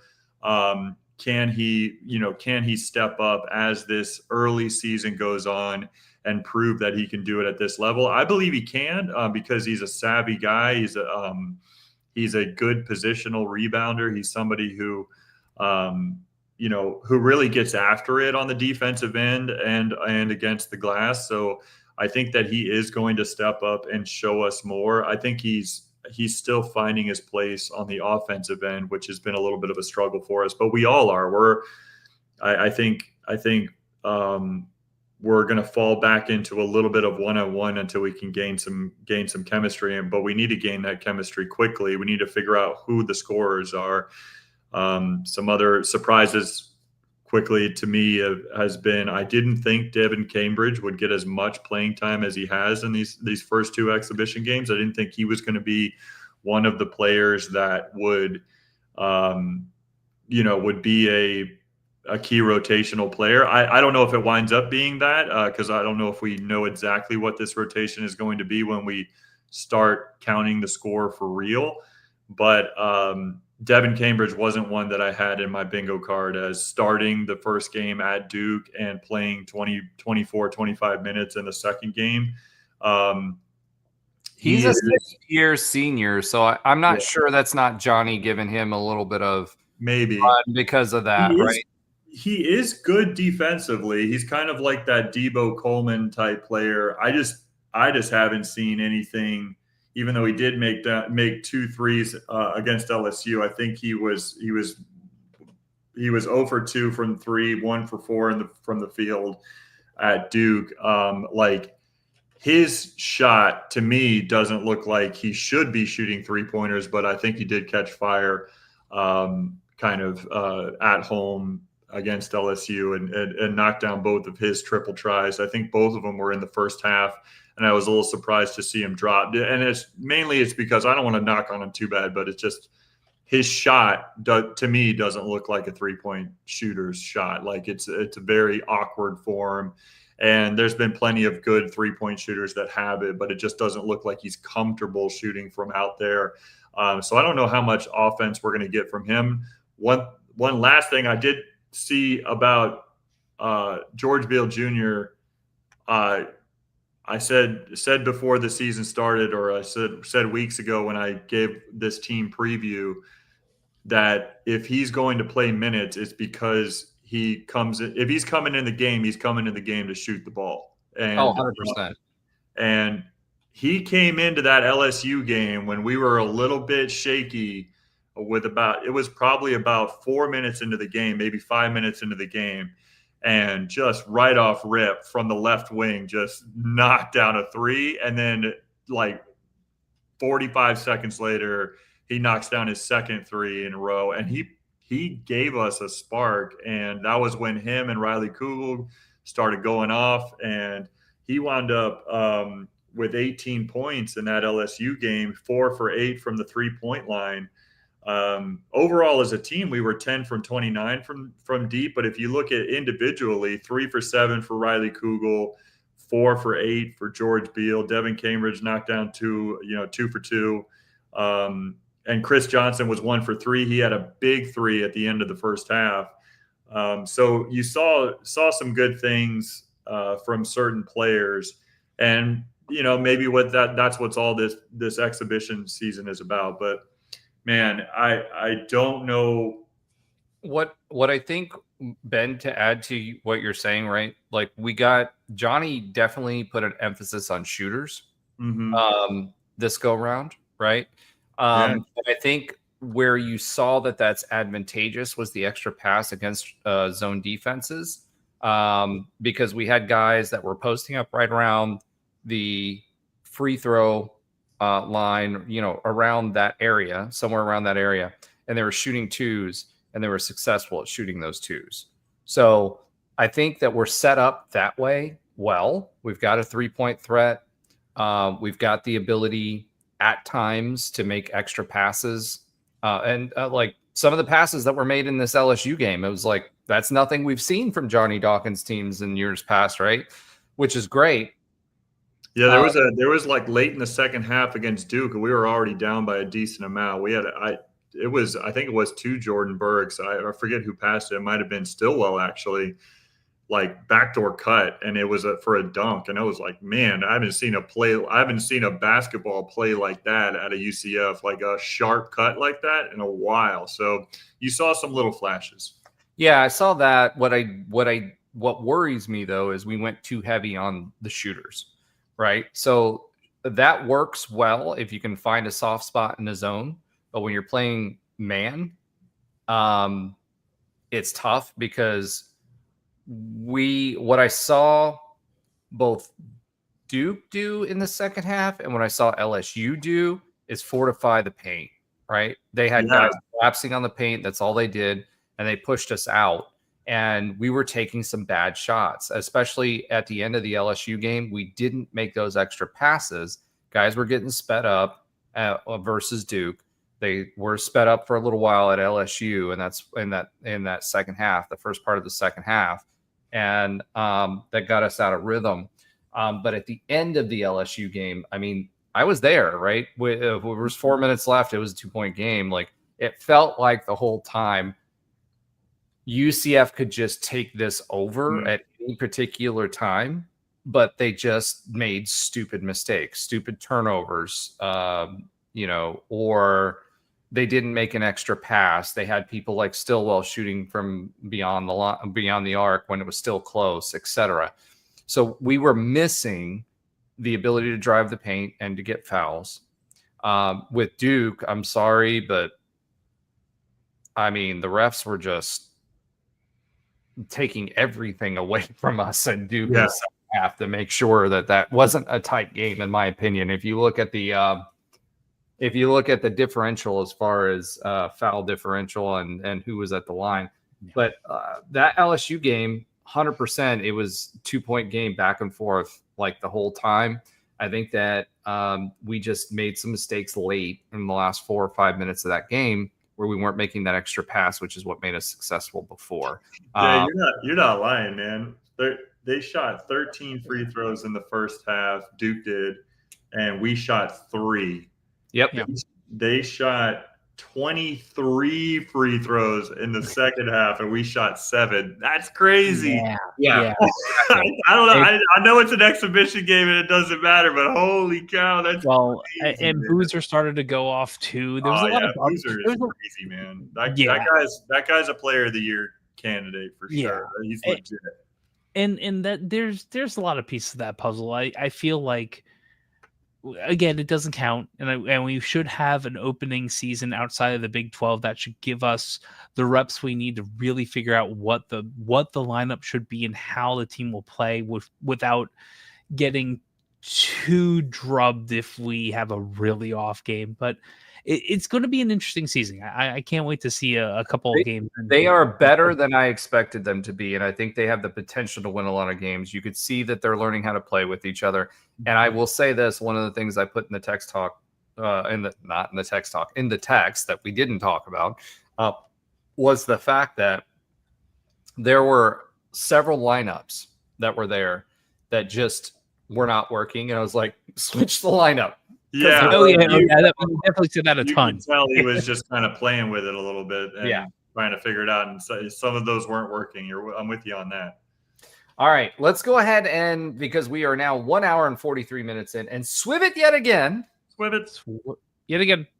All right. Let's do a little listener love this week. Econ Advisor says he picked West Virginia apart, meaning TJ, with medium and long passes. Cam's passes were mostly for 2 to 6 yards, which is absurd. Cam was courageous, but is a ball hog who carried the ball 20 times in past 49. No QB in history took that much punishment and risks. The Econ Advisor also says Dahmer is experienced enough to be the big receiver, but several others, if left open, are sure-handed receivers and can get great yak. 100% agree with that. I think that's a big part of our success this season is figuring out who can catch the ball, because DJ Black was one of the big names coming out of camp and just didn't. He's got the dropsies, right? Which is probably why he was at wherever it was, like Slippery Rock or wherever it was that he was at before. So 100% agree with that. Econ Advisor also says Baylor, Houston, TTU, Texas Tech, and BYU better not overlook us or risk a loss. 100% true. And then although Texas Tech may be beatable now without their QB, we'll see how they do. I think their defense will be tough. That was me responding back to them. Tackling, he says, tackling is the best ever at defense. The receiver core is seldomly dropping passes and making great catches too. Last week, I would agree. Before that, I would not.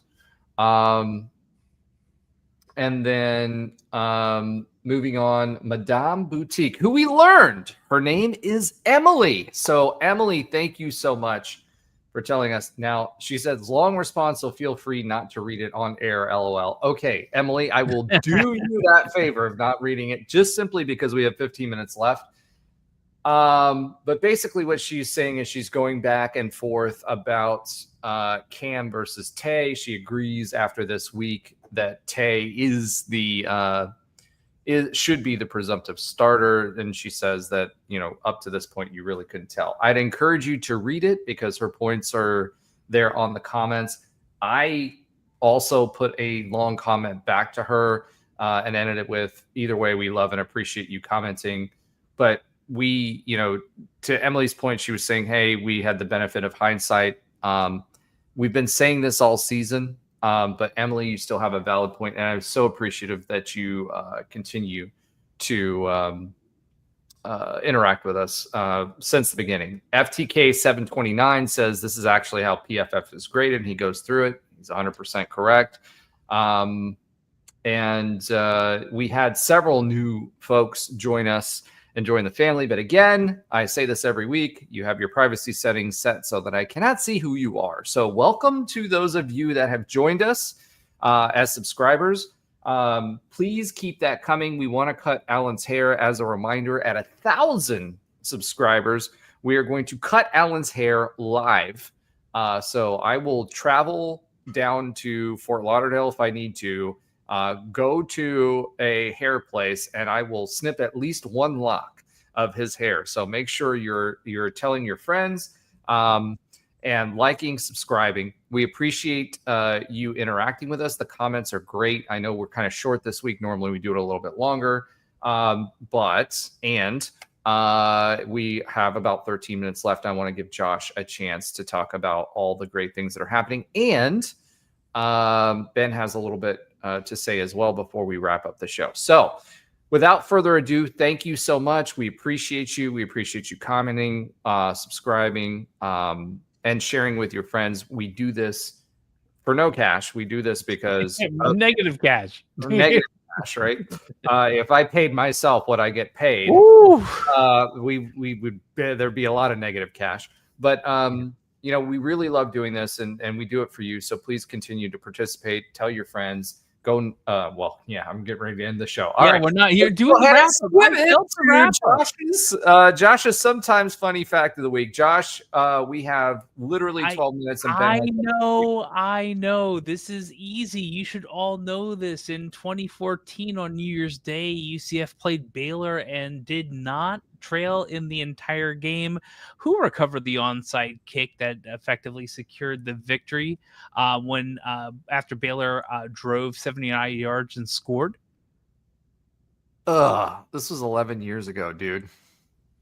Yeah. All I know is the ESPN. That's not the era.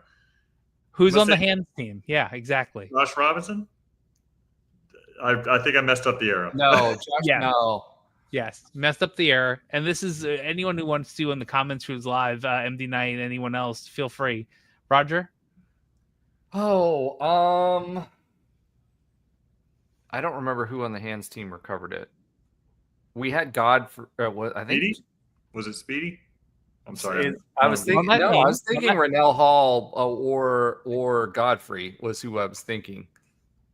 Or it could have also been JJ.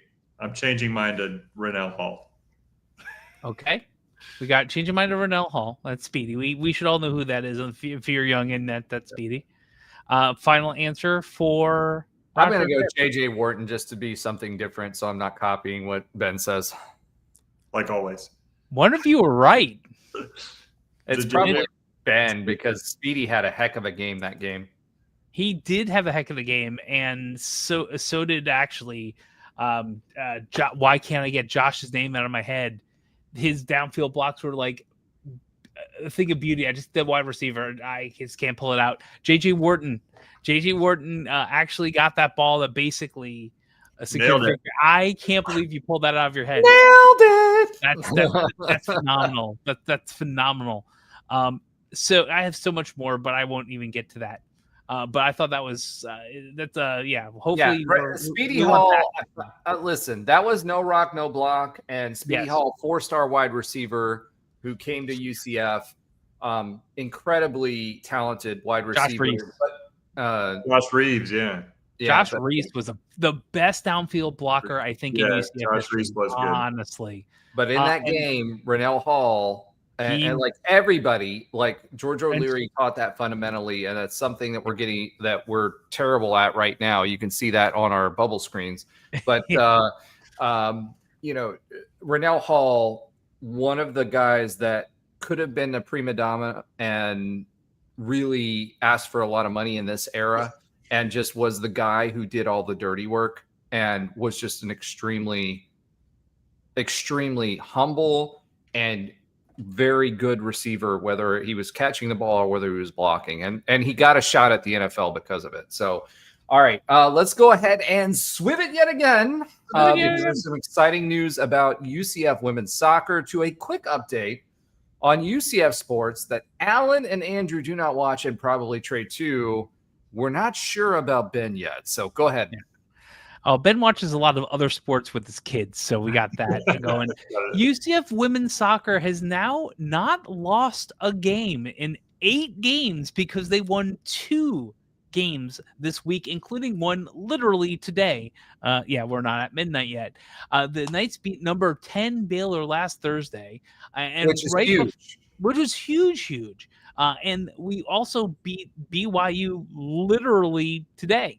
So that happened earlier today. That was 2-1. Up next, we have one last game in Lubbock, Texas, against number 5 or 7. I swear, I wish it was number 6 or 7. Texas Tech in Lubbock before the Big 12 championship in Fort Worth, Texas, on November 3rd. I'm guessing they're sticking around because it's 3 days later. I could find that out for a fact, but I'm guessing they're going to be in Texas. I do want it before they make their Big 12 championship run. I'd like to get Tiffany back on. She offered, and we have been supporting them all season, as well as should you, because the games that they didn't lose that Josh was alluding to, they tied some, but I mean, some huge wins. She did a great job this season, and I'd love to have her back on the show to talk about it. I'm a big fan of hers. I agree too, but unfortunately, next Monday is literally the start of the quarterfinals of the Big Championships. I don't know if we can do that quick, but we'll see what we can do. I will do. Tell Coach Tiff, if she has the time, I will do an out of cycle live to talk to her. Because number one, she's an amazing human being. She's a great supporter of UCF. She's been here a long time. She's a gold medal winner. She's a national champion, and she's just an overall good human being. And she deserves to be lauded for the great things that she's done this season with this team. Yeah, I agree, and I'll let her know after the show. Well, I'll probably send it tomorrow morning, although they're probably up. Men's soccer. Let's talk about men's soccer. Men's soccer was doing starting to turn it around. starting to turn around, beating the Dukes of James Madison 3-2 as Rickle had his first career hat trick and tied Georgia State in Trey's ATL 1-1. Next up is Halloween. They come to town on Friday, October 31st at 7 p.m. That is Coastal Carolina at home versus men's soccer during Halloween, which all the kids want to be at, right? UCF volleyball is up 12-8 after beating Houston in Houston 3-2, but unfortunately losing to Texas Tech at home 1-3. Up next is a Utah double tip, as we usually do, with a game in Provo on October 29th versus number 17 BYU and versus Utah in Salt Lake City on Halloween as well. Both games are at 9 p.m. Eastern. All There's right, a little bit more, but we're tight. We're tight on time. So Ben, I'm gonna hand the floor to you. I will say it would be interesting to know if you can tell us what you dressed up as on Halloween, being that you have been so tall for so long. Right. But you have exactly 3 minutes. So yes, exactly. Yours. So I just quickly wanted to talk about my experience at the UCF Hall of Fame dinner, which was a week ago this past Friday. And I went there to support my former teammate and in Dexter Lyons. It was all kind of a bit of a reunion of early 2000s basketball guys there. We had a full table in support of Dexter. And as always, it's great to kind of see the brothers that I played with. And I got the privilege of playing with Dexter both of his years here at UCF. And his speech didn't disappoint. It was awesome. And I texted you all as I was leaving the Hall of Fame dinner. And one of the things that I said is, which I felt throughout the night, is that's the type of event, especially with the inductees this season, especially. But that's the type of event that I think they should bring big time recruits to, because if you don't leave that dinner wanting to be a part of UCF and Knight Nation and like be a part of that, then you're never going to want to be a part of it. It was so inspiring. I mean, maybe it was just because of the particular class. Guys like Cornell Green and Alex Haynes, and obviously Dexter is a volleyball player as well, that from the mid-90s, who was one of the best volleyball players of ever, and her name is escaping me right now. Forgive me. I don't have it in front of me. But by the same token, to listen to their speeches, it's just full of pride for being part of like a part of the foundation of each of their programs, each of their teams, but certainly the program overall. Miriam Metzkes Ochoa, her speech was amazing. All of the speeches were so great. And I was so inspired by it. Got to meet Dante Culpepper, which was really cool for me. That's the first time I had ever met Dante. Got to see Brandon Marshall, which is a guy I haven't seen in 20 years. That was really cool to see Brandon. And, we came into UCF together, grew up together in Winter Springs.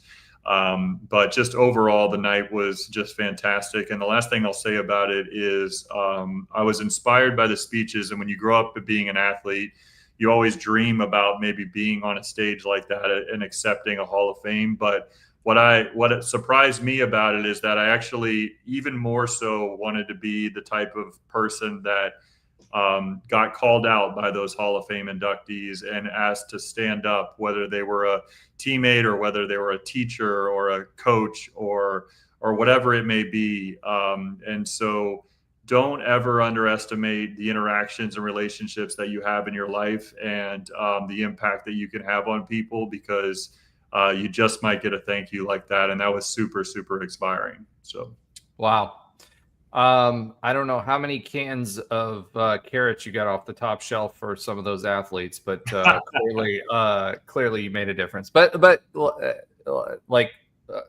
add on to your point and not joke, we make a difference each and every day. You have no idea what people are going through, so do your best every day and be the best person that you can be, because the impact typically catches up with you later. And I've experienced that with people that continue to in business, continue to reach out and ask for advice and whatever 18 years later. And you see all the gray hair I have. I'm 44 years old. I'm blessed that I still have people that do that at that time. So I had an impact as a 20-year-old. So you never know.